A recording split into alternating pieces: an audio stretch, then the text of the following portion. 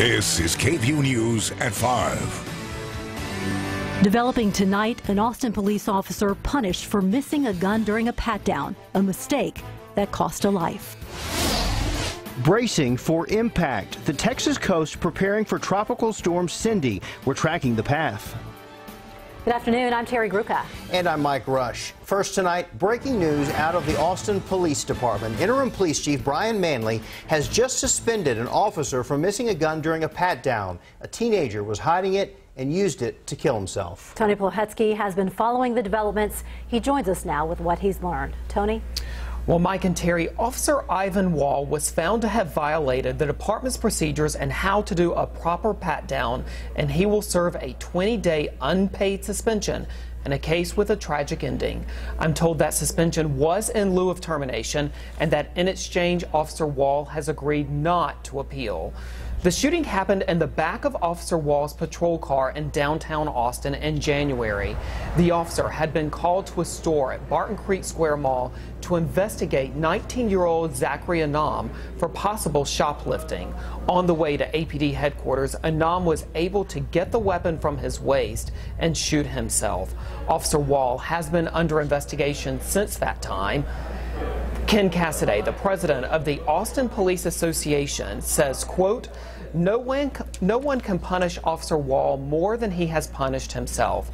This was a tragic event and something he thinks about every time he puts someone in the back of a patrol vehicle. Now, just last week, we told you about another APD officer under investigation after a woman smuggled a gun inside the Travis County Jail that apparently had been missed in a pat-down. An internal investigation into that incident continues. Live in the newsroom, Tony Plohetsky, KVUE News.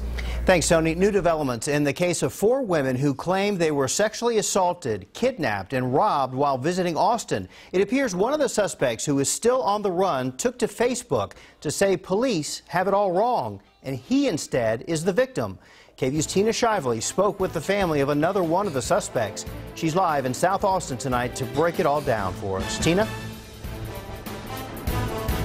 Yeah, Mike, this latest development posted on Facebook by Pablo Pesos, who lists his nickname as Manny. This is likely Emmanuel Greer, the 20-year-old man that police are still looking for in connection to this case. Now, he claims that he and his friends are not guilty of sexual assault, that he didn't meet the women at a gas station, as they told police, but instead contacted them because they are prostitutes.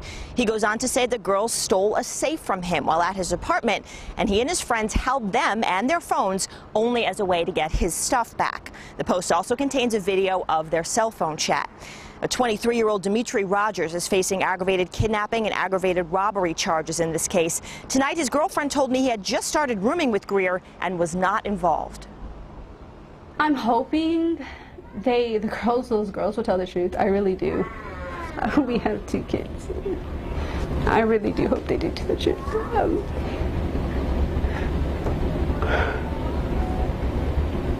I hope he does get free for the things that happen.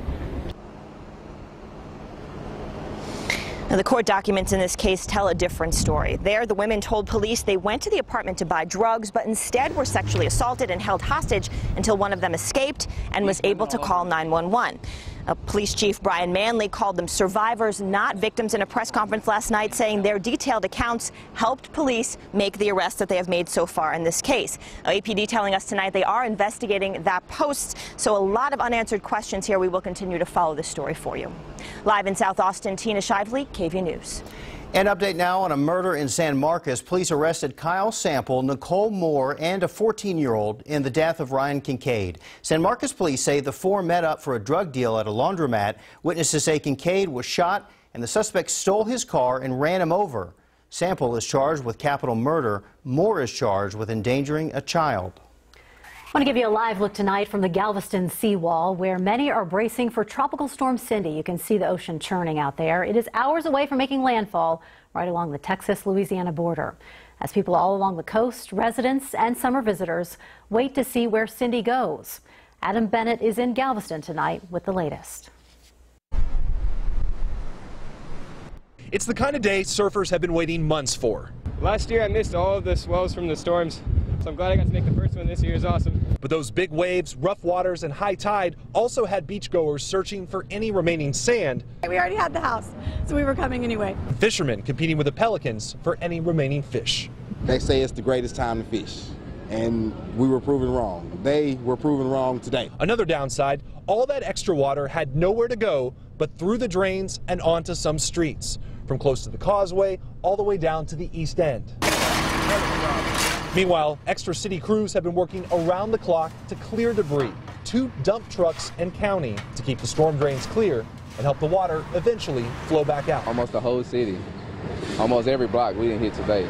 Making the best of a long day ahead. I don't think these guys will mind a little overtime. With a front row seat to whatever Mother Nature brings. Hey Mom, we're okay, we're heading back. We're gonna go get some good shrimp and we'll be home soon. Chief Meteorologist Albert Ramon is tracking the path from the storm center tonight. Looks like it's pretty close. It is. The rain bands are starting to impact the upper Texas coast just in the last hour. And embedded in some of this rain, there could be wind gusts 50 to maybe even as high as 65 miles per hour. So for the Galveston area, even the Houston area, that weather is going to deteriorate as we roll through the evening time. Cindy, a tropical storm right now moving to the northwest at 9 miles per hour. That's going to put it inland on the Louisiana-Texas border, right around Sabine Pass, Port Arthur, after midnight and through the early morning hours on Thursday. This is the active tropical storm warnings that are in effect from Houston eastbound along the coastal areas of Louisiana. Back here at home, an isolated shower is my best bet. 20% chance of rain. That's it with Cindy. And then we're getting ready for the heat on Friday. Heat indices could exceed 105 ahead of some cooler temperatures and some rain for the weekend. Lots to get to with your full forecast coming up. See you in a bit, Albert. While those temperatures begin to rise in central Texas, it's a burden for Austin's homeless population. KVUE's Michael Perchick tells us about resources to help them stay cool in the summer heat. To some, summer means a chance to take a dip in the water and cool off. To others, such as Austin's homeless community, the scorching sun can create and exacerbate existing issues. We're out here on Netcher Street where Caritas, the Arch, and Salvation Army of Austin are all set up to try and help the homeless. And as temperatures continue to hit the mid-90s and low triple digits, those resources are now more important than ever.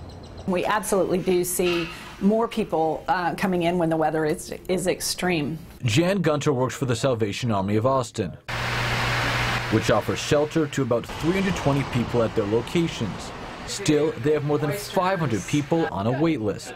So that's why we're actually breaking ground next week on a new women and children's shelter to be able to help accommodate some of those folks. Inside the Arch, staff handed out bottled water and offered indoor cooling, water fountains, and showers to those in need. The heat's effects seen daily by EMS.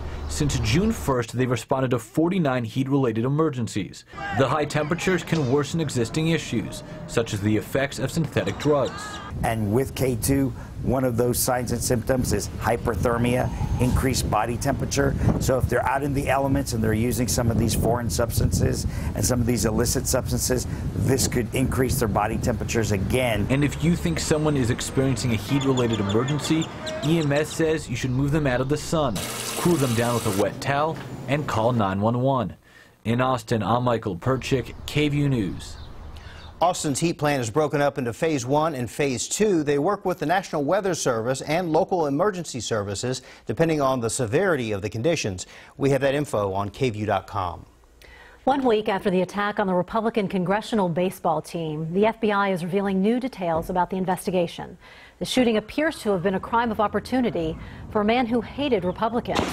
The FBI says the gunman, 66-year-old James Hodgkinson, was living in his van next to the Alexandria ball field for weeks when he spotted the lawmakers practicing there. Hodgkinson had a piece of paper with the names of 6 members of Congress written on it, but the note lacked any further information. So what we do know is he fired over 60 shots from the third base side of the field. 50 of those were from his SKS rifle, approximately 50 of those were from his SKS rifle, but we do not know his intentions on the potential target. Hodgkinson was killed by police. GOP Majority Whip Steve Scalise was critically injured in the attack, and today his recovery status has improved to fair. Today on Capitol Hill, lawmakers investigating Russia's meddling in the U.S. election heard from President Obama's Homeland Security Secretary. The Russian government, at the direction of Vladimir Putin himself, orchestrated cyber attacks on our nation. That is a fact, plain and simple. That's former Department of Homeland Security Secretary Jeh Johnson. Johnson says one of DHS's top priorities, stopping the Russians from getting into election machines.